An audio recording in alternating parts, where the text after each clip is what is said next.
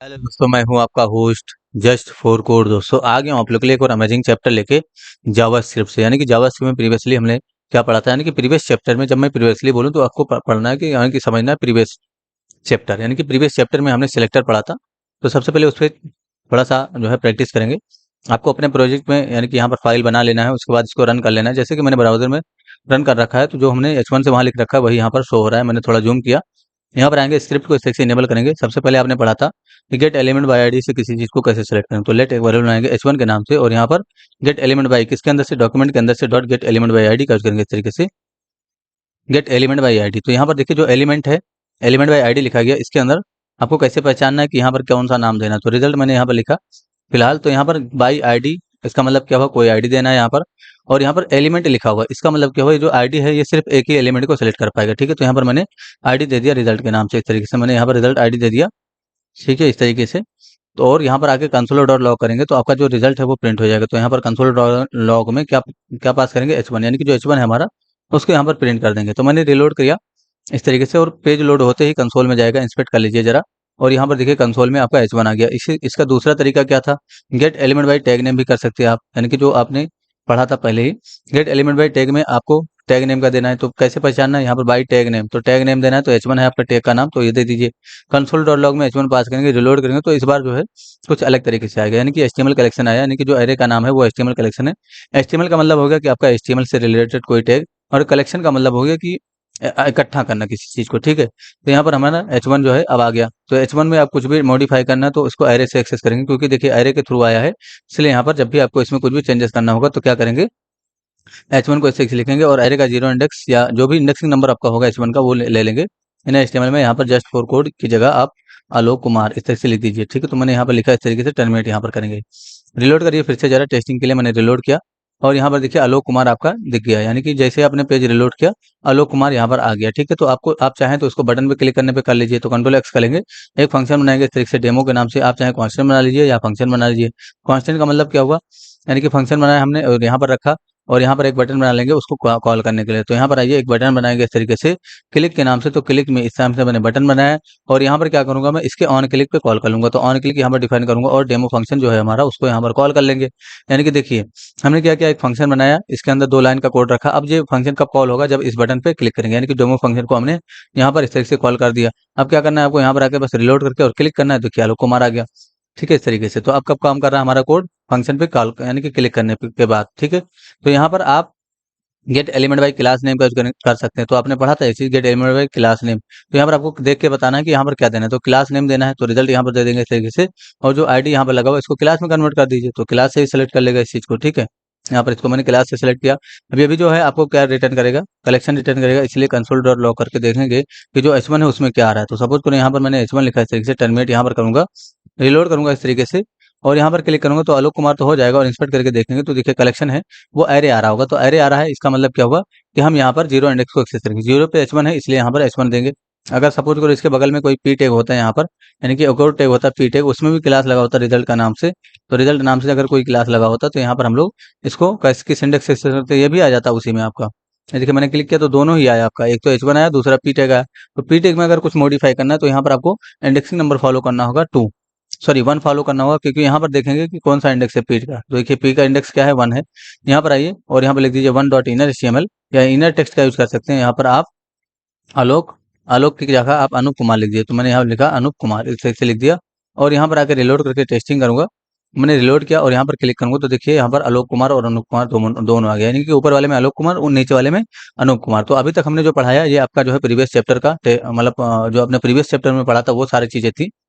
अब हमें जो है यहाँ पर आगे का काम करना है, कुछ और सेलेक्टर पढ़ेंगे, उसके बाद आपको CSS अप्लाई करना बताया जाएगा, कि यानी कि आप जावास्क्रिप्ट में CSS कैसे अप्लाई करेंगे, वो सारी चीज़ें बताई जाएंगी। ठीक है, तो सबसे पहले मैंने इसको हटाया।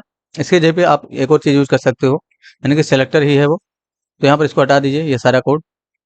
एक लेट वेरिएबल बनाइए जरा H1 के नाम से, और यहाँ पर क्या करेंगे, डॉक्यूमेंट डॉट क्वेरी सेलेक्टर करेंगे, यानी कि डॉक्यूमेंट डॉट क्वेरी सेलेक्टर यहाँ पर इसे डिफाइन करेंगे। और ये जो क्वेरी सेलेक्टर है ये सभी केस में एलिजिबल है। आप H1 का लिखिए, यहाँ पर H1 डायरेक्ट लिख दीजिए, तब भी आपको ये सेलेक्ट कर लेगा। यानी कि कंसोल डॉट लॉग में अगर हम पास करें H1 को, तभी ये प्रिंट हो जाएगा। देखिए क्वेरी सेलेक्टर का आपने यूज किया तो ये जो H1 है इसमें ये डायरेक्ट सेलेक्ट होगा, और यहाँ पर दिख जाएगा आपको। रिलोड करिए जरा। अब ये कोड कब चलेगा, जब हम क्लिक करेंगे। तो कंसोल में जाइए और यहाँ पर क्लिक करिए, देखिए एरर आया, यहाँ पर देखेंगे एरर क्या है, कंसोल इज नॉट डिफाइंड। तो कंसोल इज नॉट डिफाइंड का मतलब क्या होगा, कंसोल डॉट लॉग लिखना है आपको इस तरीके से, तभी तो आएगा। देखिए फिर से रिलोड करिए, मैंने रिलोड किया और यहाँ पर क्लिक करूंगा तो देखिए जो आपका मैसेज H1 है वो प्रिंट हो गया। इसी तरीके से आप चाहे तो पी टैग को भी सेलेक्ट कर सकते हो, तो डायरेक्ट आपको पी टैग लिखना है, इस तरीके से आपका ये भी सेलेक्ट हो जाएगा। तो क्वेरी सिलेक्टर भी आप इस तरीके से सेलेक्ट कर सकते हो, यानी कि पी टैग भी सेलेक्ट हो गया। तो बेसिकली जो क्वेरी सिलेक्टर है, इसी तरीके से एक और होता है, यानी कि क्वेरी सिलेक्टर ऑल होता है। तो क्वेरी सिलेक्टर ऑल कब यूज करना है, जब सपोज करो मल्टीपल पी टैग है यहाँ पर, इस तरीके से मल्टीपल पी टैग है यहाँ पर लिखेंगे तो सभी पी टैग को सिलेक्ट कर ले, ये भी एक अरे रिटर्न करेगा। देखिए यहाँ पर आके टेस्टिंग के लिए मैंने रिलोड किया इस तरीके से, यहाँ पर मैंने रिलोड किया, यहाँ पर क्लिक करूंगा तो देखिए एरे रिटर्न करेगा और यहाँ पर एरे के अंदर जितना भी पी टैग होगा वो आ जाएगा। तो पी टैग से भी आप सेलेक्ट कर सकते हो, या अगर आपके सपोज करो यहाँ पर रिजल्ट नाम का क्लास लगा हुआ तो डायरेक्ट आप यहाँ पर डॉट लगा के रिजल्ट को सेलेक्ट कर लीजिए। यानी कि डॉट कब लगाना है आपको, जब यहाँ पर कोई क्लास होता, अगर कोई आईडी होता तो यहाँ पर आपको लगाना पड़ता हैश। जिस तरीके से आप सीएसएस में सेलेक्ट करते थे डॉट लगा के हैश लगा के, वैसे ही आपको यहाँ पर सेलेक्ट करना है। तो देखिए पी टैग में क्लास लगा हुआ है रिजल्ट का नाम से, और यहाँ पर आपको डॉट लगा देना है, तभी वो सेलेक्ट होगा। रिलोड करिए फिर से टेस्टिंग के लिए, मैंने रिलोड किया और यहाँ पर क्लिक करेंगे तो देखिए उसी तरीके से आएगा। अब यहाँ पर भी आपको अगर कोई डेटा डालना होगा तो इंडेक्सिंग नंबर फॉलो करके डेटा डालना होगा। देखिए इस बार H1 भी आया, क्यों H1 क्यों आया, क्योंकि यहाँ पर देखिए H1 में भी रिजल्ट लगा हुआ है। अगर हम यहाँ से इसको इसमें कुछ मॉडिफाई कर दे तो अब आपका H1 नहीं आएगा। यहाँ पर देखिए अब आपका H1 नहीं आ रहा है, सिर्फ पी टैग आ रहा है, क्योंकि H1 का जो क्लास है वो हमने चेंज कर दिया। तो अगर रिजल्ट कर देंगे तो H1 भी साथ में आएगा यहाँ पर, ठीक है। यहाँ पर H1 भी साथ में आएगा इस तरीके से, ठीक है। तो आपको टैग नेम से सेलेक्ट करना है तो टैग नेम से सेलेक्ट करिए, क्वेरी सिलेक्टर का ऑल यूज करके। अगर आपको कोई क्लास या आईडी देना है, सपोज करो H1 में कोई आईडी होता है यहाँ पर, तो यहाँ पर हम लोग कैसे सेलेक्ट करते हैं, यहाँ पर आपको बस हैश लगाना है इस तरीके से, वो ऑटोमेटिक इसको डिटेक्ट कर लेगा और सेलेक्ट कर लेगा, ठीक है। रिलोड करके टेस्टिंग करेंगे तो आप क्या आएगा, सिर्फ H1 आएगा। तो यहाँ पर देखिए, तो अगर आपने क्वेरी सिलेक्टर ऑल पास किया है तो भले ही सिंगल एलिमेंट के आपने पास किया, लेकिन वो एरे ही रिटर्न करेगा। तो अगर एरे रिटर्न कर रहा है तो आपको इस तरीके से लिखना है, यानी कि H1 और एरे का सिंबल देना है, जीरो इंडेक्स एक्सेस करना है, डॉट इनर एचटीएमएल या इनर टेक्स्ट का यूज करेंगे इस तरीके से। आप चाहें तो इनर टेक्स्ट का भी यूज कर सकते हो, और यहाँ पर हम लिख देंगे मॉडिफाइड। तो मैंने यहाँ पर लिख दिया मॉडिफाइड, इस तरीके से मैंने लिख दिया, और कुछ भी लिख देंगे मॉडिफाइड ट्रू। आपने इस तरीके से लिखा, मैंने बस ऐसी टेस्टिंग के लिए लिखा है, ऐसे इसका कोई जबर मीनिंग नहीं है। यहाँ पर आके मैंने कट किया और क्लिक करेंगे तो देखिए मॉडिफाइड ट्रू इस तरीके से यहाँ पर लिख के आ गया, ठीक है। तो ये चीज़ आपको याद रखना है। आप अब यहाँ पर एक ही एलिमेंट है, यानी कि H1 एक ही एलिमेंट है, तो आप यहाँ पर क्वेरी सिलेक्टर का यूज कर लो ना, यानी कि क्वेरी सिलेक्टर यूज कर लो और डायरेक्ट रिजल्ट को पास कर दो। तो अब यहाँ पर आप इंडेक्सिंग नंबर को, आपको इंडेक्सिंग नंबर को फॉलो नहीं करना है, क्योंकि आपने क्वेरी सिलेक्टर का यूज किया। तब जब आप क्वेरी सिलेक्टर यूज करोगे तो आपको इंडेक्सिंग नंबर फॉलो करने की आवश्यकता नहीं है, आप डायरेक्ट लिखोगे तब भी ये एक्सेस हो जाएगा। देखिए मैंने क्लिक किया इस तरीके से, तब भी आ गया मॉडिफाइड ट्रू। अगर आपने क्वेरी सिलेक्टर ऑल यूज किया होता इस तरीके से, तो आपको इसमें डिफरेंस समझना होगा। क्वेरी सिलेक्टर ऑल जब यूज करेंगे तो आपको जो चीजें हैं वो इंडेक्सिंग नंबर फॉलो करके लिखनी होगी। तो इंडेक्सिंग नंबर फॉलो करेंगे इस तरीके से और यहाँ पर लिख देंगे zero dot in HTML. Reload करेंगे इस तरीके से। अब जीरो ही क्यों लिखना है, यानी कि जीरो ही क्यों लिखना है, क्योंकि देखिए आपका एलिमेंट एक ही है और यहाँ पर अब सपोज करो यहाँ पर एक ही एलिमेंट है, तो हमने यानी कि जीरो ही एक्सेस करना पड़ेगा ना। अब एक और पीट, अगर एक और H1 होता है इस तरीके से, और सपोज करो मैं यहाँ से H1 को सिलेक्ट करता है इस तरीके से, यानी कि H1 इस तरीके से लिखा। अब यहाँ पर दो H1 है, तो दोनों H1 यहाँ पर है, देखिए दोनों यहाँ पर लिखा है just for code, just for code. अब सपोज करो नीचे वाले में आपको मॉडिफाई करना है तो वन इंडेक्स को यहाँ पर एक्सेस करेंगे और इन HTML में मॉडिफाई ट्रू कर देंगे यहाँ पर। तो इंडेक्सिंग नंबर कब आपको फॉलो करना है, जब आप यहाँ पर देखिए चेंज हो गया, जब आप क्वेरी सिलेक्टर ऑल का यूज करेंगे, क्वेरी सिलेक्टर का यूज करेंगे तो आपको इंडेक्सिंग नंबर फॉलो करने की आवश्यकता नहीं है। आप सपोज करो यहाँ पर आपने क्वेरी सिलेक्टर का यूज किया है इस तरीके से, और यहाँ पर दोनों ही चीजें, यानी कि दो बार H1 है और यहाँ पर आपने H1 को सिलेक्ट किया है, तो यहाँ पर किस H1 में पहले मॉडिफाई होगा। देखिए आपको इंडेक्सिंग नंबर फॉलो करने की आवश्यकता नहीं, क्योंकि आपने क्वेरी सिलेक्टर का यूज किया। रिलोड करके टेस्टिंग करेंगे तो जो पहले H1 मिलेगा उसमें मॉडिफाई कर देगा। देखिए यहाँ पर मॉडिफाई हो गया, यानी कि पहले H1 को इसने मॉडिफाई किया, क्यों, क्योंकि आपने क्वेरी सिलेक्टर लिखा है। अगर आपने क्वेरी सिलेक्टर ऑल लिखा होता तो दोनों को सिलेक्ट करता, लेकिन आपने अगर क्वेरी सिलेक्टर लिखा है तो जो पहले मिलेगा इसको वो यहाँ पर मॉडिफाई कर देगा। अब रिजल्ट के लिए भी अगर आप सपोज करो यहाँ पर रिजल्ट को सिलेक्ट करते हैं डॉट लगा के इस तरीके से, तो डॉट और हैश कब लगाना है, जब आप क्लास सेलेक्ट करोगे तो डॉट लगाना है, और रिजल्ट सेलेक्ट करोगे यानी कि आईडी सेलेक्ट करोगे तो हैश लगाना है, ठीक है। मैंने रिजल्ट को सिलेक्ट किया, क्वेरी सिलेक्टर से मैंने सेलेक्ट किया। देखिए H1 लिख रहा हूँ डॉट इन एचटीएमएल, तो इसमें किसमें, यानी कि जो पहले इसको पी टैग मिलेगा उसी में मॉडिफाई कर देगा। ये देखिए पहला वाला जो पी टैग है, इसको इंस्पेक्ट करके भी आप देख सकते हो। देखिए इंस्पेक्ट करोगे तो देखिए यहाँ पर इतना सारा पी टैग है, लेकिन जो पहले वाला टैग है उसमें ही मॉडिफाइड ट्रू लिख के आया, ठीक है। अब यहाँ पर आप क्वेरी सिलेक्टर का ऑल का अगर यूज कर लिए होते, यानी कि क्वेरी सिलेक्टर ऑल का यूज कर लिए होते, तो यहाँ पर पूरा सेलेक्ट होगा, यानी कि जितना भी टैग है यहाँ पर सब सेलेक्ट हो जाएगा, जितना भी पे टैग है, जिसमें भी क्लास लगा हुआ है रिजल्ट नाम का, वो सब सेलेक्ट होगा और यहाँ पर आ जाएगा। तो यहाँ पर आपको इंडेक्सिंग नंबर फॉलो करना है। अब यहाँ पर अगर आपने बिना इंडेक्सिंग नंबर फॉलो किए क्लिक किया तो देखिए आपको रिजल्ट भी नहीं मिल रहा, और इंस्पेक्ट करेंगे तो कंसोल में कोई भी एरर भी नहीं मिलेगा, यानी कि आपको नो एरर्स यहाँ पर दिखाएगा, यानी कि कोई भी एरर आपको नहीं मिलेगा। तो आपको इसको देख के समझना है कि यहाँ पर अगर आपने कोई सिलेक्टर ऑल लिखा है तो यहाँ पर आपका इंडेक्सिंग नंबर फॉलो होगा, तो मैंने यहाँ पर थर्ड लिख दिया। तो अब थर्ड वाले इंडेक्स को फॉलो करके यहाँ पर थर्ड वाले इंडेक्स में डेटा मॉडिफाई कर, जैसे मैंने क्लिक किया यहाँ पर मॉडिफाई ट्रू इस तरह से आया। और इंस्पेक्ट करके अगर आप देखोगे तो देखिए पहला स्किप किया, दूसरा स्किप किया, तीसरा स्किप किया और चौथे वाले में इस तरीके से। तो चौथा मतलब क्या हुआ, जीरो से काउंट करोगे तो 0 1 2 3 इसका जो लेंथ होगा यानी कि उसका जो पोजीशन होगा वो क्या होगा, 3 होगा, इसलिए हमने यहाँ पर 3 पास किया है एरे के अंदर। ठीक है, तो कभी भी एरे के अंदर 0 से काउंट किया जाता है। तो आपको ये सारी चीजें आगे क्लियर होंगी। फिलहाल आपको यानी कि अगर आपको कोई भी सीएसएस का प्रॉपर्टी अप्लाई करना है तो वो कैसे करेंगे। तो फिलहाल मैं यहाँ पर एक ही रखता हूँ, यहाँ से हटा देता हूँ सब कुछ, सिर्फ मैंने यहाँ पर एक ही जस्ट फॉर कोड रखा और यहाँ पर मुझे सीएसएस अप्लाई करना। तो सीएसएस अप्लाई करने के लिए आप कई तरीके यूज कर सकते हो। ठीक है, जैसे मैंने क्या किया यहाँ पर मैं H1 को सेलेक्ट कर लिया हूँ। तो H1 को सेलेक्ट करने के लिए यहाँ पर आईडी लगा हुआ है, तो एक काम करिए यहाँ पर हैश लगा दीजिए इस तरीके से, ताकि ये सेलेक्ट हो जाए। और कोई सेलेक्टर और लगाने की आवश्यकता नहीं, कोई सेलेक्टर से भी ये सेलेक्ट हो जाएगा। तो कभी भी आपको कुछ भी अप्लाई करना होगा, जैसे मैं चाह रहा हूँ अब मैं सिचुएशन क्या है मेरी, सिचुएशन ये है मेरी दोस्तों, मैं चाह रहा हूँ कि जब मैं बटन पे क्लिक करूँ तो इसका कलर रेड हो जाए, इस पे बॉर्डर आ जाए, ये बड़ा हो जाए, है ना, इस तरीके की चीजें हैं। तो सबसे पहले किस पे काम करना है, यानी कि H1 पे, यानी कि ये जो लिखा हुआ इस पे काम करना है। तो इस चीज को आपको जावास्क्रिप्ट में सेलेक्ट करना होगा। इसलिए मैंने यहाँ पर देखिए जावास्क्रिप्ट में सबसे पहला काम आपको क्या करना है, जावास्क्रिप्ट में इस चीज को सेलेक्ट कर लेना है। ठीक है, तो मैंने सेलेक्ट कर लिया है। दूसरा आपको सोचना है कि आपको कब काम करेगा, यानी कि क्लिक करने पे काम करेगा या पेज लोड होते ही काम करेगा। तो सिचुएशन क्या है, क्लिक करने पे काम करेगा। तो क्लिक करने पे अगर आपको काम करवाना है, इसका मतलब क्या होगा कि आपको जो है एक फंक्शन कॉल करना होगा, सॉरी फंक्शन बनाना होगा, तभी तो वो कोड को लॉक कर पाएगा। यानी कि अगर कोई भी कोड आप फंक्शन के अंदर लिखते हो तो वो ब्लॉक हो जाता है। ब्लॉक का मतलब ये होगा कि जब तक वो नहीं चलेगा, जब तक आप उसको कॉल नहीं करेंगे। तो देखिए हमने फंक्शन भी बना लिया और कोड को यहाँ पर ब्लॉक कर देंगे। तो कोड ब्लॉक करने का मतलब क्या हुआ, अगर आपको H1 में सीएसएस अप्लाई करना है तो H1 सबसे पहले इस लिखेंगे डॉट स्टाइल, यानी कि स्टाइल नाम का कीवर्ड यहाँ पर एक्सेस करेंगे, इस तरीके से स्टाइल इस तरीके लिखेंगे। और स्टाइल में जो भी आपको लगाना है, जैसे कि सपोज करो आप यहाँ पर स्टाइल को थोड़ी देर के लिए इनेबल कर लो इस तरीके से, और यहाँ पर H1 को सेलेक्ट कर लीजिए। तो स्टाइल कैसे लगाते थे, यहाँ पर फॉन्ट साइज लिखते थे, तो फॉन्ट हाइफन साइज इस सेक्शन लिखते थे ना, फॉन्ट साइज। और यहाँ पर वैल्यू देते थे 12 पिक्सल 15 पिक्सल जो भी देना होता था। कलर देते थे इस तरीके से, कलर हमने रेड दिया इस तरीके से। तो ये सारी चीजें देते थे। अभी रिलोड करेंगे तो इसका जो पिक्सल साइज है वो बड़ा छोटा हो जाएगा और कलर भी हो जाएगा। ठीक है, तो ये किसके वजह से हुआ, ये इसके वजह से हुआ। यही चीज आपको यहाँ से करना है। तो कैसे करेंगे, स्टाइल को इनेबल करेंगे और फॉन्ट हाइफन साइज, तो फॉन्ट हाइफन साइज इस तरीके से वहां पर आपने लिखा, यानी कि जब स्टाइल में आप लिख रहे थे तो देखिए फॉन्ट हाइफन साइज लिखा है, लेकिन यहाँ पर आपको हाइफन नहीं लगाना है। हाइफन लगा दोगे तो एरर हो जाएगा। अब हाइफन अगर कैंसिल हुआ है, यानी कि हाइफन हटा है, तो उसका जो अगला लेटर होगा वो कैपिटल हो जाएगा।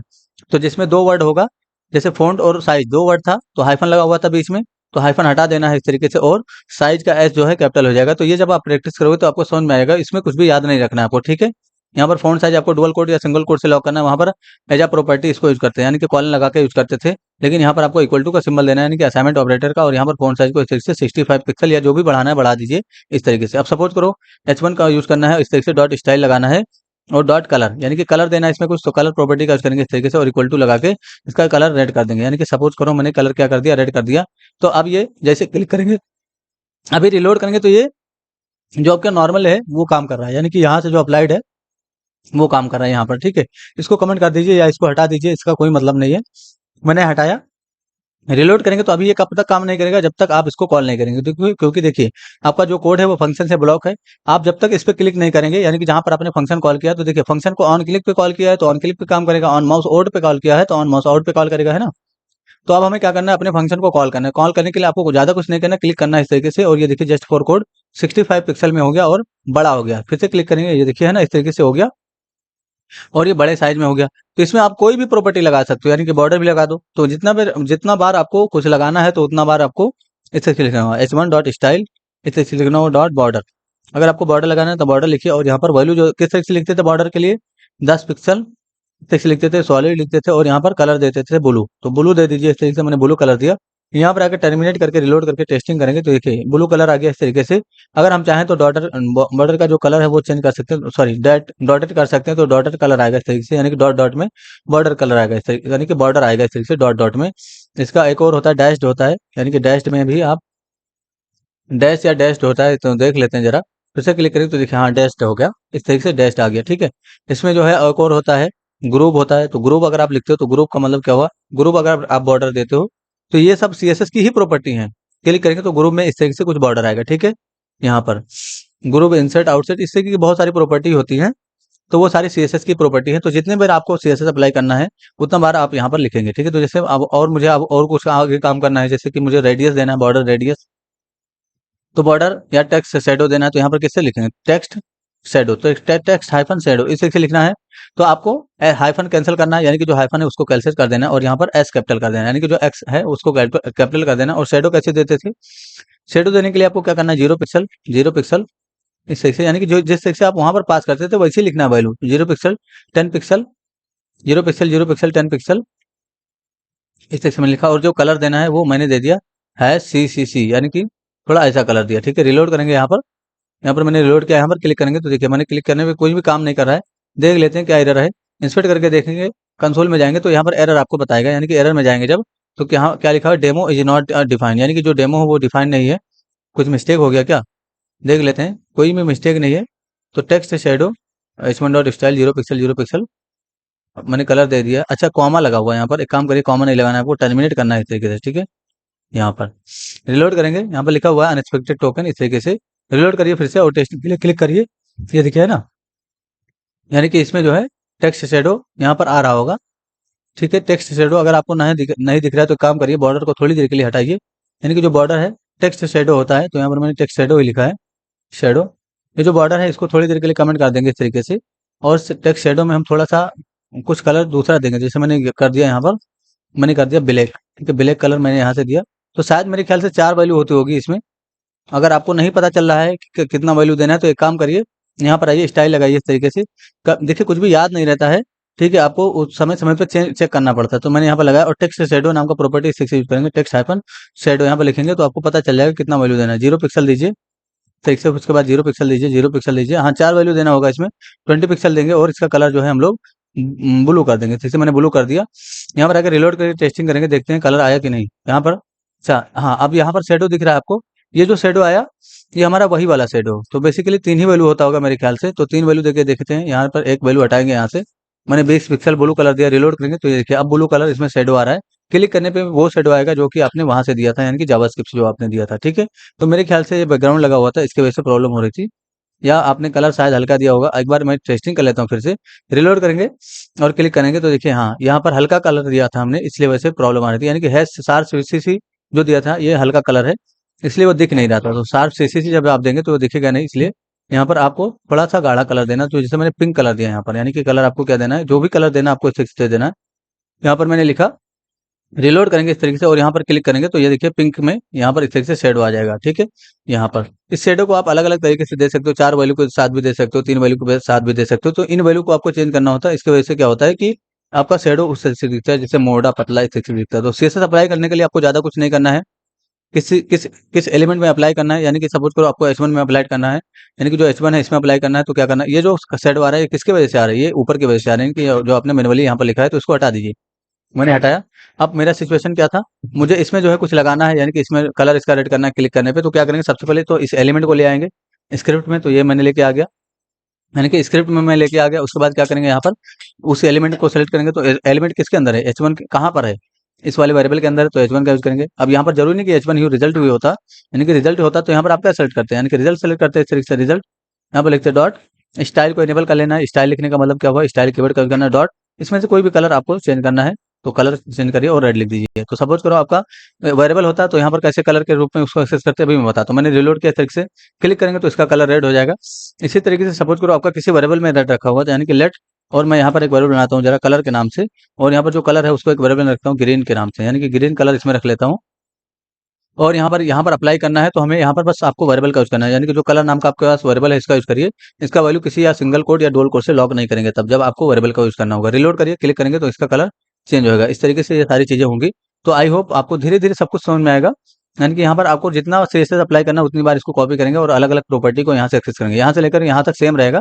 बस याद रहे जिसमें 2 वर्ड होगा उसका जो हाइफन का रिक्वेस्ट होगा वो कैंसिल होगा, और उसके जगह पे अगला जो लेटर होगा वो कैपिटल लेटर में हो जाएगा, यानी कि कैमल केस में लिखना है आपको। ठीक है, तो आपको कोई भी प्रॉब्लम है तो पूछिएगा जरूर। आपको टास्क जो है वो ये दिया जा रहा है, यानी कि टास्क भी आप लोग यहीं पर देख लीजिए। आपको डिस्क्रिप्शन से टास्क डाउनलोड कर लेना है। यहाँ पर जाएंगे इस तरीके से, ये देखिए टास्क, क्लिक करेंगे तो ये आपका टास्क है। दूसरा एक और टास्क है, इस तरीके से आना चाहिए, यानी कि ग्लोविंग इफेक्ट आना चाहिए। इस पर क्लिक करेंगे तो ये देखिए इफेक्ट आ रहा है।